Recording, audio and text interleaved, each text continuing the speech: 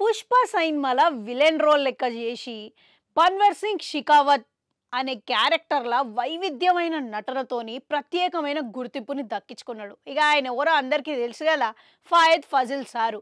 టాలీవుడ్లో ఎంతో మంది విలన్లు వస్తుంటారు పోతుంటారు, కానీ ఈసారి మాత్రం కొన్నేళ్ల పాటు గుర్తుండిపోయేలాక ముద్ర వేసి పోయిండనమాట. కానీ ప్రస్తుతం పుష్ప సినిమా తర్వాత ఈసారికి ఆయన చేతిలో మరో తెలుగు సినిమా లేదనంట.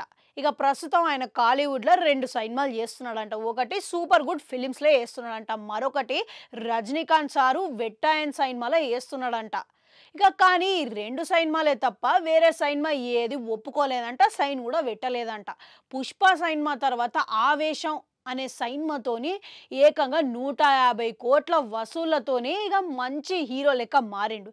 ఇక అట్లాంటి సారికి అసలు అవకాశాలు వస్తలేవా, లేదంటే ఆయన ఖచ్చితంగా ఉండడంతోని అసలు ఒప్పుకుంటలేడా అన్నది తెలియకపాయే.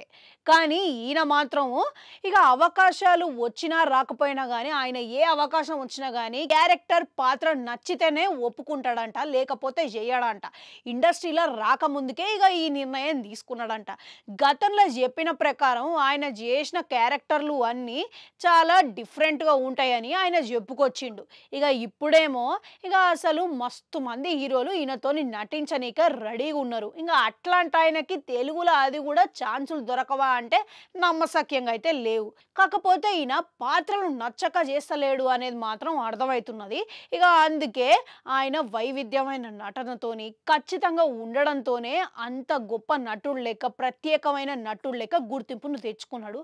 మళ్ళీ ఈసారికి నిజంగానే అవకాశాలు వస్తలేవంటారా, లేకపోతే పాత్రలు నచ్చలేక ఒప్పుకుంటలేడంటారా?